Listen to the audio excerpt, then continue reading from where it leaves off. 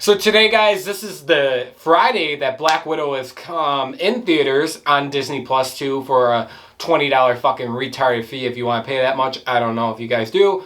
Who the fuck would? But I want to talk about, this is spoilers filled, so let's get that out there. But I really want to talk about my main problem with Black Widow. Now, I will leave in the link below my official movie review thoughts on the film. But today I'm going to be talking about two things that I have a big problem with the film that did not work with me whatsoever. I'm not going to talk about the things I like, but I'm just going to mainly talk about the things that, I just want to talk about the things that it just didn't work for me. Let's get into the first one. I talked about this briefly in my actual analysis video, but I want to talk about the story as a whole.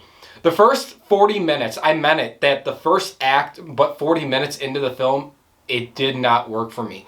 I did not care about what was going on. There's a lot of setup, but the setup for me was very boring and very dry. It was flat. The whole film, in my opinion, is a filler, and it sucks because I really wanted this film to come out before Endgame at least, and it didn't.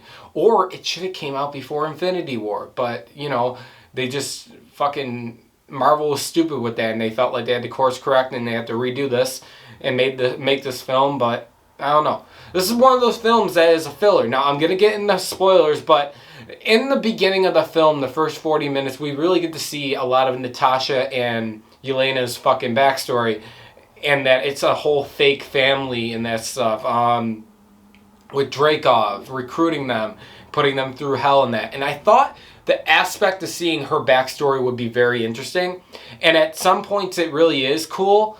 But overall, guys, for me, it felt flat. The story of going after the Red Room and Dreykov, finding out that he's still alive and that Natasha didn't get to kill him in Budapest when she blew up her daughter, or his daughter, even though that, I don't even want to talk, we'll talk about that in a sec. But, but that first 40 minutes for me, it did not work. Now, I'm saying that the rest of the film worked for me for the most part, but I'm saying that beginning story, that backstory, and that story throughout the film, it just didn't have a good amount and impact. It felt very filler. Now, let me pull out a movie that's really filler. Give me a second. This film, Ant-Man and the Wasp, is completely filler. I have the same problems with this film as I do with Black Widow.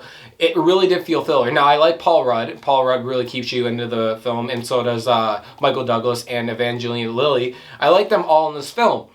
But this film suffers from being a filler film, and it came out right after Infinity War. So riding on the top high heels of Infinity War, this film suffered, I felt like, from critically.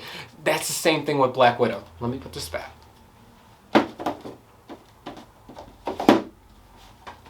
However, Black Widow is nowhere near shitty as this. I love talking shit about it. You know, I own it just to have the MCU collection. I'll be honest with you. Fuck this film. I'll never watch it again. I couldn't even watch. We're not getting that. But so one of the biggest problems is the first 40 minutes, guys. And I'm telling you, give this film a chance. But for me, the first 40 minutes really fucking I'm like, okay, I'll just keep watching this because it's a Marvel movie. But for me, if it was in any other film, it just didn't work. Or that first act, that 40 minutes, fuck no. Now, another big thing that we really want to get into, guys, to let you guys know, for me that did not work, is Taskmaster. Taskmaster in the comics is pretty fucking cool. I like how he mimics all the MCU characters or Marvel characters, fight styles and that. I thought that was really cool. He's got the Black Panther claws. He's got the shield, Cap's shield. Everything is cool. He can fly like Iron Man and that. That was really cool in the comics. In this film, he is fucking treated. She is treated horribly. So I don't. This is a problem. I never cared if they changed Taskmaster's gender to a woman. I didn't give a fuck. I just don't like that it's actually Dreykov's daughter. I think that's fucking stupid. The reveal did not work for me. Let's just say that. It did not work whatsoever. And overall, Taskmaster felt like a secondary villain. They hid Dreykov throughout the whole film, and we didn't get to really see him until the near end. Now, I think they were trying to be a little stylistic with it, but for me, that wasn't a good idea, because this film fucking through long parts of the film time, it doesn't feel like this film's got a villain. And it feels like Taskmaster is just a secondary villain, which she gotta get that right, she is. And Taskmaster being Dreykov's daughter didn't give me any impact. I personally would have liked it better if he was, or if Taskmaster was just a fucking robot or an average guy. There was no one specific under that mask. I wouldn't care. I think it would have been cooler. So overall, yeah, the villains, Dreykov, we find out what he looks like and who he is at the end of the film, mainly when Natasha comes with it. By the way, there's a cringy ass fucking line, and I'll spoil it right now for you.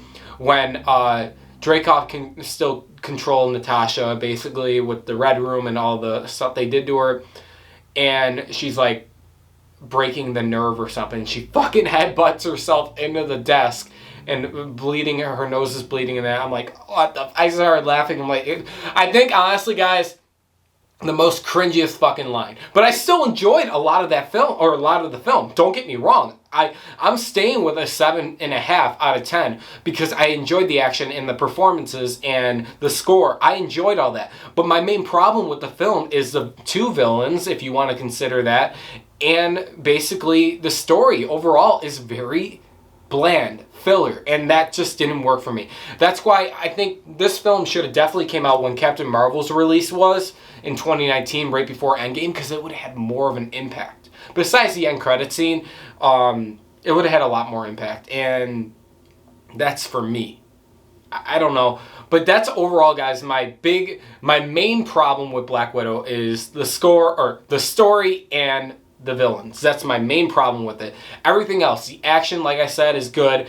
Scarlett and Florence Pugh, fuck.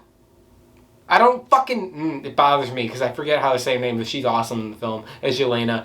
And I love David Harbour in the film and Rachel Weisz in the film. They're all good. They are really good performances. They're cool characters, and I like that. But for me, it is mainly the story that was not that great and the villain.